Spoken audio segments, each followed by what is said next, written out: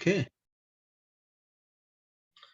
So we discussed various issues related with the aging. We discussed about hearing, smell and taste, touch and smell, kidneys, bladder, bones, heart, lungs. We discussed all these.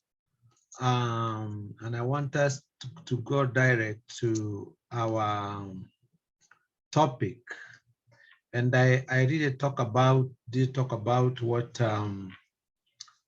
what it means to have a client with such kind of condition. So some of the terms that we need to understand here is abandonment, leaving or deserting a person without a way or ability to care for themselves.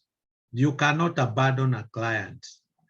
You cannot say that I need to rush to write Aide since it's not very far from here I'm working, and then I'll come back. You can't do that. You can never at any one time leave a client alone. And if you have to leave, you have to call the provider, tell them you got an emergency, maybe you're unwell and you cannot continue working. You have always to know that there is someone who is taking care of the client, but you cannot just leave the client alone.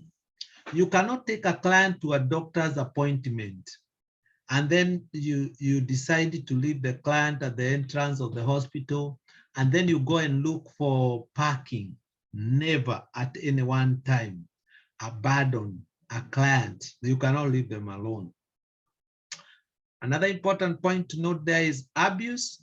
Abuse is a willful action or inaction that leads to harm. A willful action. You are intending, you are doing that, willingly, like you're giving them punishment. And abuse can be physical, where you pinch, you pull, you slap, you push.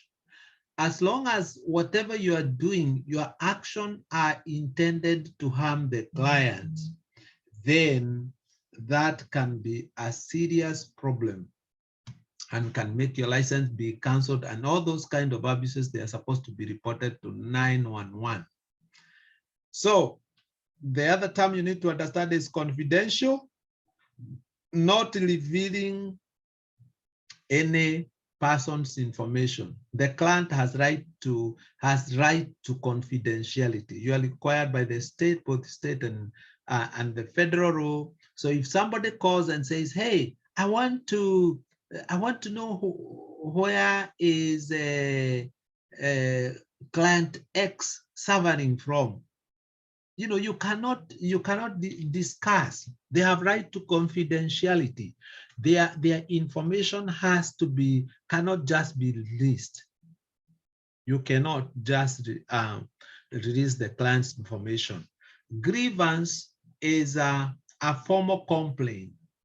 If the client is not receiving the intended care, either from you or from the adult family home or the facility, the client has right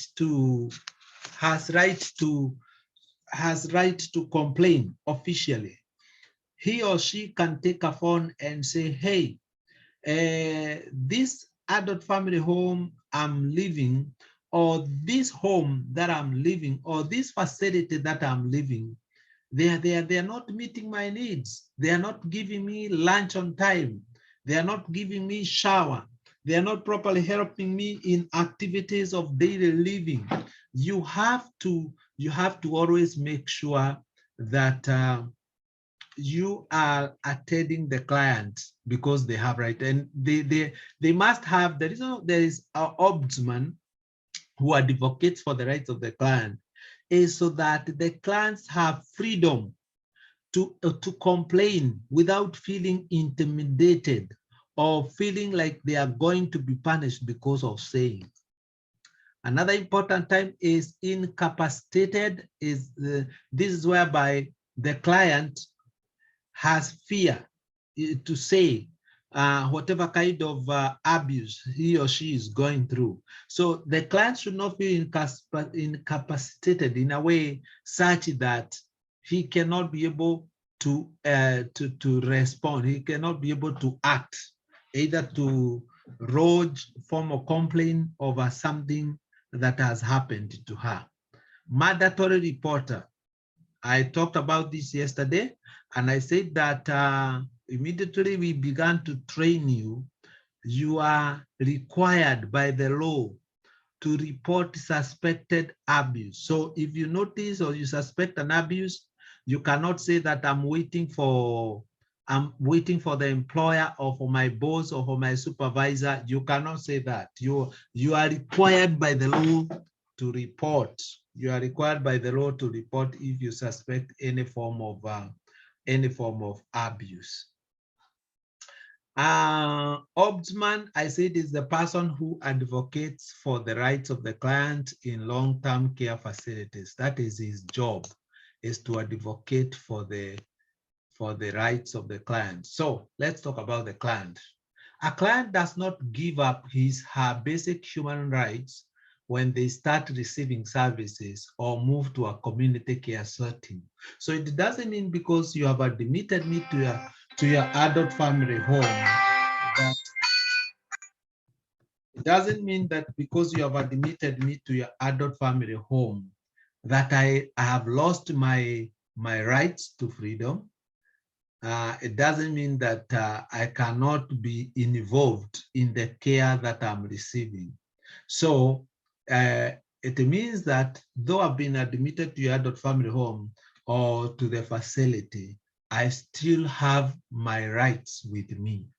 So to safeguard these basic freedoms, federal and state clients' roles have been established to help to make sure that the client maintains independence. That means the client, if he is not satisfied with the services that he is receiving, he can complain or lodge official complaint without feeling intimidated or incapacitated to say so. So the client has to maintain self-respect and dignity. Let's talk about in-home client rights.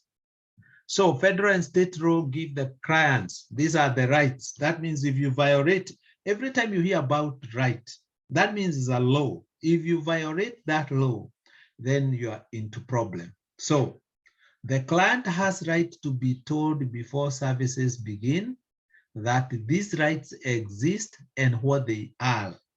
So you cannot, if you admit a client, you have to let him or her know the rights or what rights that he or she has. So he has the right to be told all the rights that he has. So he also has a right to take part in choosing. He has choices in planning, in changing any services he or she receives, and even to be in a position to voice grievance about services or lack of services without fear of punishment. So that's a state and a federal law. Any questions so far? All right. So he also have a right to have his clinical and personal records confidential. So the records for the client, they are not just kept anywhere. They are supposed to be kept in a way that the client can be able to have that confidence that his information is not just released or kept anywhere where anybody who comes into the house can read. So he has the right to have his property treated with respect. If he has his television, radio, whatever items that belongs to the client, he has right for his property to be treated with respect. He also has a right to interpreter. That means if he cannot speak English or he cannot speak in Spanish, he has right to have an interpreter, somebody to interpret for him or her, or translation services at no cost and without significant delay. So if a client says, I need an interpreter, I don't understand what this medication is about. He has a right to receive translation services free without being charged. He has a right to live free from abuse, physical or chemical restraints. If I talk about chemical restraints, it means that you cannot give client medication so that you can make him weak or so that he can sleep. You cannot give clients an overdose because the client is overactive. You can't do that. You're supposed to make sure that the client is in the client has the right to free from chemical restraints. These are chemical restraints whereby you give client medication to make him weak, maybe to oversleep. You're not supposed to do that. Then we have physical restraints. You cannot lock the client in his room. You cannot lock the client into his room because he's crisscrossing in the room, knocking everything with his wheelchair. You cannot do that. You are supposed to make sure that the client, they have free movement. You have to look for ways of navigating. Even if clients have challenging behavior, as a caregiver or a health professional, you are supposed to navigate, to look for ways how to redirect them without denying them or breaching their rights. Grant has a right to administrative hearings when she does not agree with the decision regarding the benefits, but this one is for Department of Social and Health Services clients only. They have the right, they have the right to administrative hearing. If they are not satisfied, then they have right for a hearing and to be listened, and so that you can be able to understand what is happening. In addition, clients living in a community care setting, they have right to choose their activities. If they want to go to senior community center, they have right to go there. You cannot tell them you're not going to go. You cannot, they also have right to the schedules. They have their goals, personal development goals. If they want to go to library, you cannot tell them, no, you're not going to the library. They have right to health care. They have right to clothing. We have choices, right? And as much as we have the rights, we are not supposed to make choices for the type of dressing that the clients want to wear. So before you, when you enter that room, and make sure you knock the door, greet them, help them to understand what type of service you want to give to them. You cannot just go to their closet, grab some clothes and throw them those clothes. No, you can't do that. It is good always to ask them, hey, Mrs. Johnson, good morning. How was your night today? My name is Dr. Jenga. I'm your caregiver today, and I want to give you a shower. But before we get this going, I want to ask you, what would you like to wear today? What are you doing? You are giving the client a room for them to choose what they would like to wear. That is very, very important. They also have right to interact with the people both inside and outside the facility. They have right to family if they want to go and visit. Even if client says, hey, I want to go and visit my parent in Arizona, you can't tell them that they are not going to go. What you're supposed to do, you're supposed to facilitate, make sure as long as it is not, it is going to be safe for the client, you make sure you facilitate that. They have right to their friends if they want to go and visit. If they're able to walk and they want to go and visit their friends, you cannot tell them, even in the neighborhood, you cannot tell them, no, you're not going to visit friends. No, they have right to visit friends. They have right to see their doctor whenever they want to, healthcare providers, ombudsman, they have right to refuse treatment. If a client refuses treatment, what the doctor does is to try to explain to the client the importance of the treatment, write incident reports, and and document, because you have to document. They have right to refuse medication. If they don't want to take medication, you are supposed to explain to them the importance. As a caregiver, you explain to them the importance of taking medication, and and then you have to document. Make sure you inform your supervisor, or you inform the provider, or you inform the nurse in charge. So they have right to refuse medication. They have right also to refuse services. They have right to manage their financial affairs. If the client wants to manage their finances, you cannot say no. You cannot manage your finances. They have right to do that. They have right to send mail and receive an opened mail. You cannot go to the mailbox, remove the mails, you come and open and read them. No, they have right, unless they request you and tell you, hey, so-and-so, can you please help me and read for me this mail? You cannot just go to the post box and you open take their letters and you open them. You can't do that. They have right to access to a telephone and privacy while using it. If the client, you have a phone in the house, and the client wants to use the phone, and the client wants just to be himself and use the phone in his room privately, you cannot tell them, no, you cannot use the phone, or I have to be here when you're using the phone. You can't do that. You're supposed to make sure facilitate into their needs. They have right to privacy, including within his room or during personal care. You have, when you're giving them shower, make sure that the doors are locked behind you, or when you're dressing them, make sure that privacy is observed, curtains are on, and the doors is locked behind you.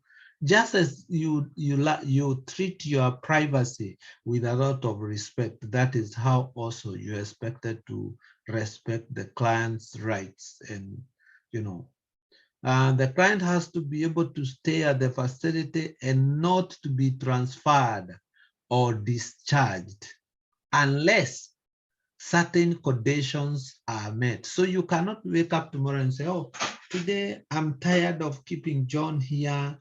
He has been very troublesome and, very troublesome, and I cannot continue keeping him here. No, you can't do that. You cannot discharge them. You cannot move them. You cannot transfer them. This can only happen under DARA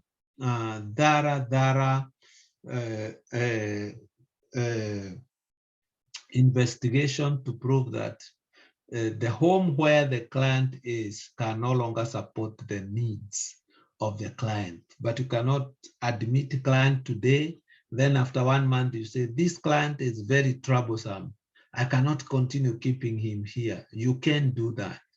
So you cannot just discharge the client. So the client has right to examine the most recent survey and inspection report, including any forms of collection. Any question? Hello? We are good so far? All right. So freedom of choice is important to most clients. The loss of home, housework, job, strength, or health can limit a client's sense of freedom and independence. Maybe some of them, they usually are admitted when they have gone through a lot, probably the loss of a home, or maybe housework, or job, loss of strength, or having terminal illness. So all these things, they can interfere with the client's client's choice of freedom. So protect and safeguard client's freedom to choose what and how she wants things done. So if you're coming to give me a shower, you know, you have to ask me, is this the right temperature for the water? But you cannot just come and splash me with cold water without asking me what kind of temperature that I usually like, you know. So a client's well-being depends on continuing to make decisions about his or her daily routines. The client to have a long routine for how or she likes personal care tasks done.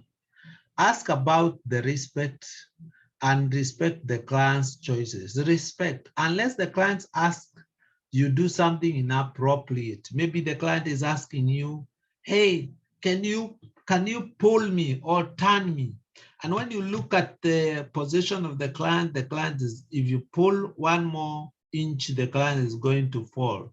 Unless whatever the client is asking you is a life-threatening situation, that is the time that you can have a second thought of what the client, or regarding the client's choices. So unless the client asks you to do something that is inappropriate or unsafe, you know, her wishes should be followed. If he says that he wants scrambled eggs and a slice of bread, don't tell him or her, let me give you yogurts. They are very good, very healthy. Or let me give you some, I want to give you bacon and a piece of bread. No, you're supposed to respect their choices. So the client is the person who decides and choose when you talk of when, you're talking about time. If I love waking up at 8, you cannot wake me up at 6 o'clock or 6 a.m. So you have to respect my choice. I like sleeping at 9. You cannot put me to bed at 6 p.m. So you have to respect their choices.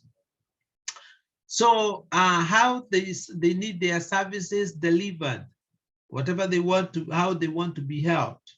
They have also to decide, right to decide when and what to eat. Oh, today I feel like eating some chicken or mac cheese, you know, you have to respect that.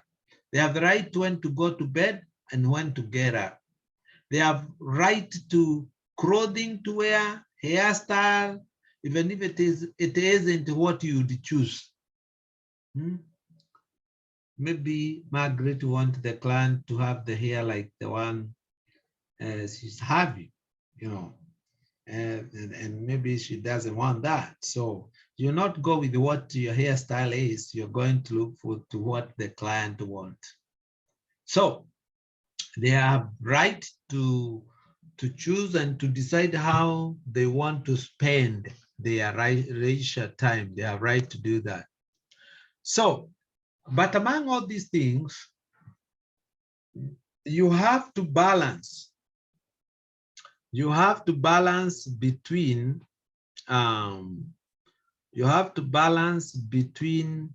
choice and safety. So you have to balance between client's rights of choice and safety. As a caregiver, you cannot follow your client's choices at all costs. If the client's choice places him or her safety or his well-being at risk or somehow could cause harm to others, then you're supposed to follow the guidelines. What are the guidelines? And this is very important. One, you're supposed to explain. That is number one guideline. Explain to the client why you are concerned. I am concerned that if we do this, you're gonna fall. You're not telling him, no, I'm not going to do what you want. Can't you see this one is really putting you in danger? You're supposed to make sure that always when you're talking to the client, you are talking and you are addressing them with a lot of respect. Don't shout to the client. Don't yell at them. Don't stand at the back when you are addressing them. When you're speaking to the client, stand in front of them.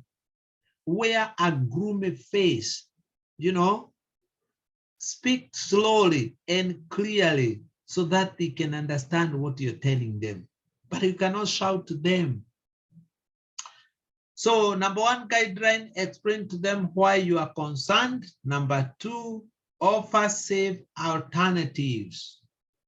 Offer safe alternatives that could meet what the clients want and allow the choice to remain theirs. So you are offering, you are not making decision for them. You are not pushing things to them. You are trying to offer to them alternatives that will work for them. Number three guideline, report your concerns to the appropriate person in the care setting. This could be your supervisor.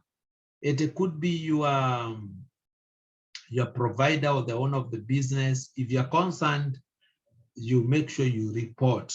Make sure you report so that you can negotiate a safe solution that is not going to harm the client.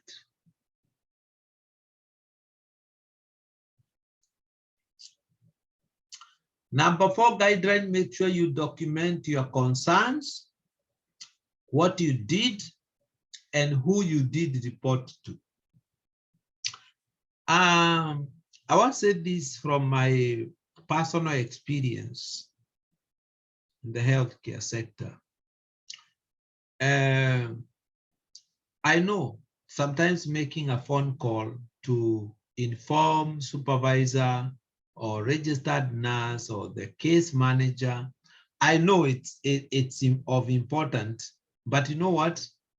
I prefer, beside calling, I also text them my concern. I tell them this because text is a proof of evidence that you took the necessary action. But sometimes when you call, sometimes the call may not be recorded and there will be no proof that you took any action when these things were happening. So if you are concerned that the client action are putting him to immediate danger, you're supposed to do what? Call 911. You're supposed to call 911. Any question? Question, good people? All right. So,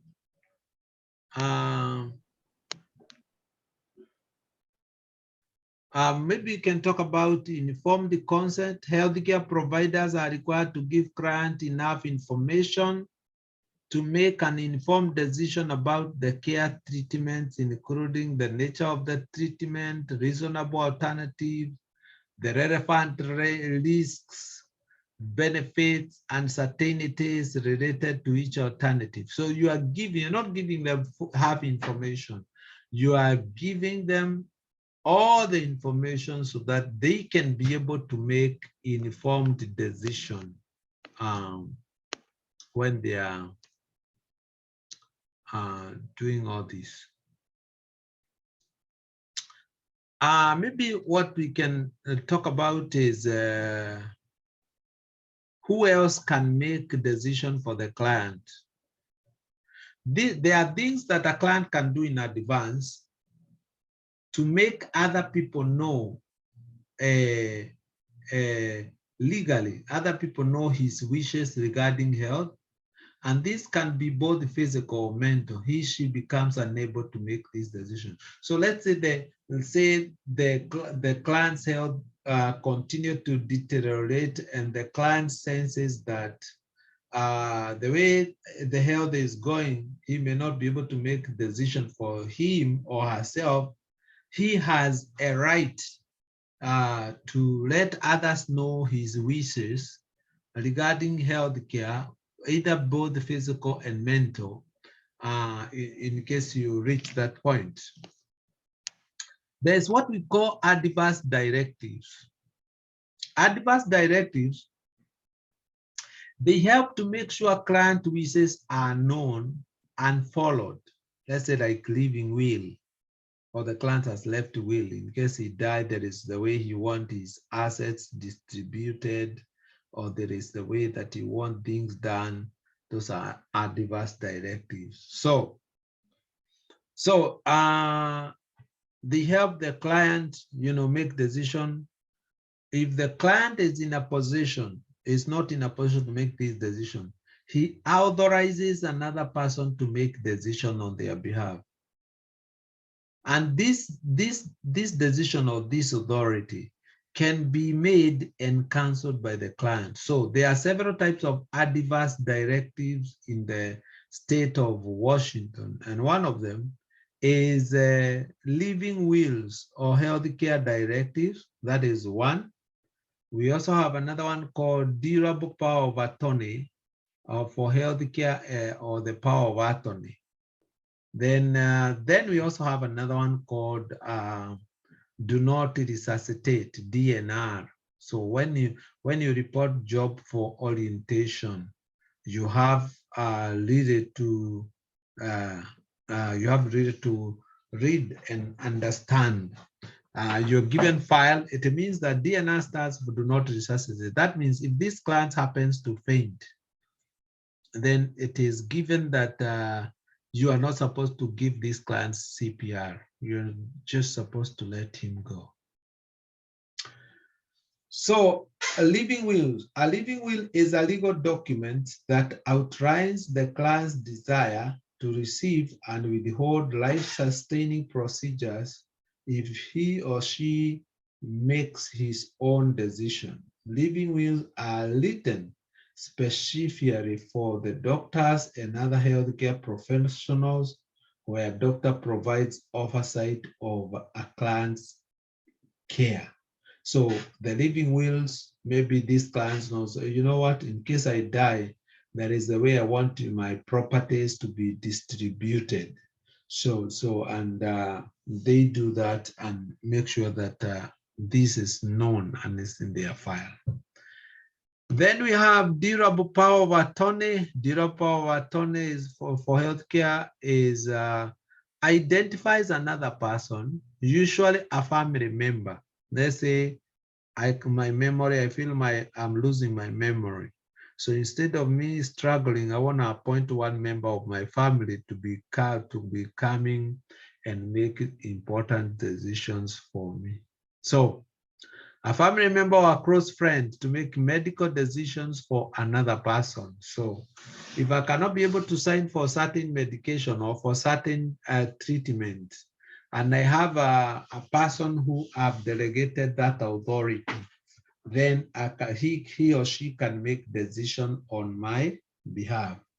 So these decisions include specific treatment, instructions, a person would want or not want, depending on how it is written. Durable power of attorney may be active when the person is able to make his own decision or become active or remain in a place when the person loses the ability to make their own healthcare decision. So we have talked about living wills, we have talked about durable power of attorney, and we have talked about DNRs, do not resuscitate, do not resuscitate. Any question?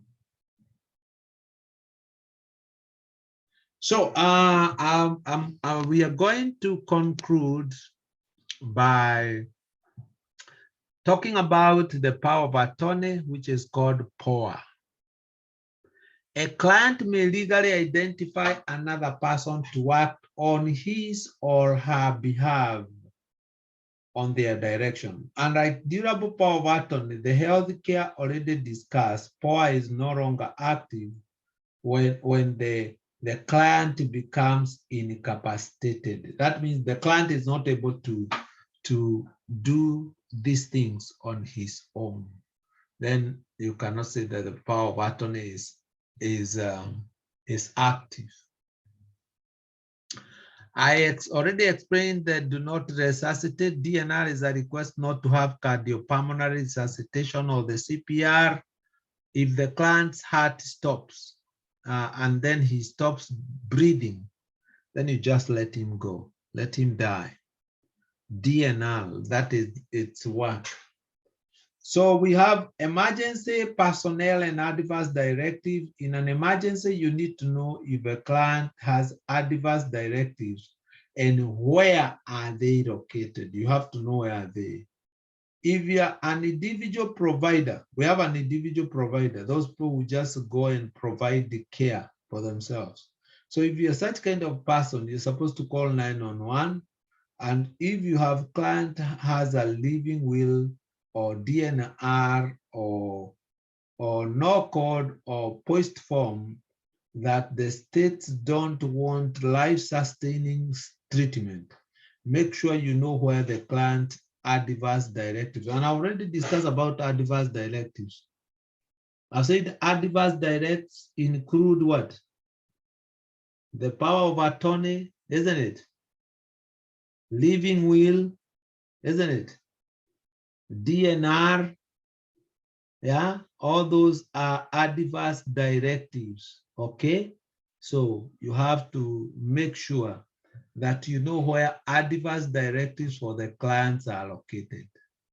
If you're an individual provider, you must call 911, even if your client has a living will or DNR or no code or post form that states they don't want life-sustaining treatment, then make sure you know where a client's adverse directives are so that you can give them to the emergency doctor when they come. If a client receives hospice services, the hospice plan of care should be included. Who to call to an emergency? Remember, we talked about the emergency care team.